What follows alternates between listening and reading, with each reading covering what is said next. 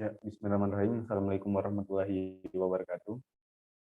Saya atas nama Muhammad Suryansyah Fahri Ziponondoki dengan sambung M1B1 19084 kelas ilmu lingkungan C. Saya akan menerangkan tentang materi pembangunan berkelanjutan dalam mata kuliah pengelolaan lingkungan hidup, bagaimana tugas yang telah diberikan oleh Bapak Asramid Yasin. Langsung saja kita ke materi. Rumusan masalah dari materi ini yang pertama yaitu bagaimana latar belakang konsep pembangunan berkelanjutan.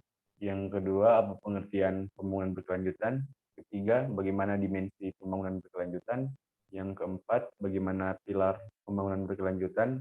Kelima, bagaimana prinsip pembangunan berkelanjutan. Yang keenam, apa tujuan yang harus dicapai dalam pembangunan berkelanjutan.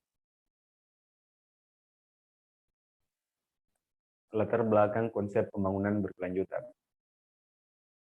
Istilah pembangunan berkelanjutan digunakan oleh Komisi Brundtland yang menciptakan apa yang telah menjadi sering dikutip kebanyakan definisi pembangunan berkelanjutan sebagai pembangunan yang memenuhi kebutuhan saat ini tanpa mengkompromikan kemampuan generasi mendatang untuk memenuhi kebutuhan mereka sendiri. Konsep pembangunan berkelanjutan dikembangkan lebih jauh dalam KTT Bumi yang diselenggarakan di Rio de Janeiro pada tanggal 3 sampai 4 Juni 1992. Menurut Manik, konferensi ini merupakan mementingkan global untuk mencapai pembangunan berkelanjutan atau Sustainable Development Goals dan membentuk kemitraan dunia untuk mencapai kehidupan dan kualitas dunia yang terbaik. Pertemuan terakhir yang membahas tentang pembangunan berkelanjutan ini adalah konferensi tingkat tinggi atau KTT yang diadakan di Johannesburg, Afrika Selatan pada tahun 2002 sebagai kelanjutan dari KTT Rio de Janeiro. Dalam KTT ini tegaskan mengenai perubahan paradigma berkelanjutan. Pembangunan yang dilaksanakan tidak saja harus dilihat sebagai pembangunan ekonomi semata, akan tetapi harus memperhatikan dimensi sosial, yaitu tentang manusianya sendiri dan alam ciptaan Tuhan yang dianugerahkan kepada manusia itu sendiri. Pengertian pembangunan berkelanjutan ialah dalam laporan WCD, Perkembangan Future, ditemui sebuah rumusan tentang Sustainable Development atau pembangunan yang mencukupi kebutuhan generasi sekarang, tidak boleh mengurangi kemampuan generasi-generasi mendatang untuk memenuhi kebutuhannya sendiri.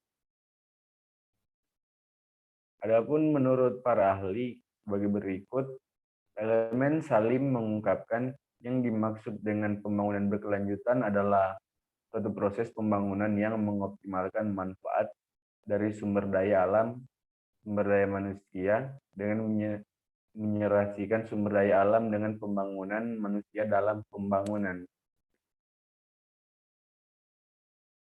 Adapun dimensi pembangunan berkelanjutan yaitu ada empat. Empat dimensi pembangunan berkelanjutan meliputi sebagai berikut. Yang pertama yaitu intrageneratif dimension, merupakan dimensi yang memperhatikan dimensi sekarang. Yang kedua, intergeneratif dimension, merupakan dimensi yang memperhatikan generasi yang berbeda. Yang ketiga, intra-frontier dimension, merupakan dimensi yang memperhatikan kepentingan wilayah itu sendiri. Yang keempat, intra-frontier dimension, yaitu merupakan dimensi yang memperhatikan kepentingan wilayah lain dan tidak hanya kepentingan wilayah itu sendiri. Pilar pembangunan berkelanjutan. Pilar pembangunan berkelanjutan meliputi 3 pilar yang tergabung di dalamnya, yaitu sebagai berikut. Yang pertama itu pilar ekonomi, yaitu pertumbuhan ekonomi efisiensi, investasi, dan kemakmuran. Yang kedua adalah pilar ekologi, yaitu pelestarian sumber daya alam, lingkungan sehat, dan lingkungan nyaman, di mana dalam pilar ini meliputi segala sesuatu yang berada dalam bumi yang harus dilestarikan. Contohnya itu sumber daya alam manusia yang tidak boleh dihabiskan pada masa ini saja, lingkungan sehat, dan lingkungan nyaman untuk ditinggal oleh para penghuninya. Yang ketiga yaitu pilar sosial, yaitu keadilan sosial, pemerataan pembangunan, pemberdayaan, ketertiban, partisipasi, kesehatan, kenyamanan, dan kesejahteraan. Di mana di pilar ketiga ini meliputi interaksi-interaksi sosial para penghuni-penghuni bumi ini, yaitu manusia dengan alam, manusia dengan hewan, hewan dengan alam, yaitu yang berkaitan sama lain. Prinsip pembangunan berkelanjutan, yaitu dalam pembangunan berkelanjutan itu terdapat 5 prinsip utama, yaitu yang pertama prinsip keadilan antar generasi, yang kedua prinsip keadilan dalam satu generasi, yang ketiga prinsip pencegahan dini, dan yang keempat internalisasi biaya lingkungan.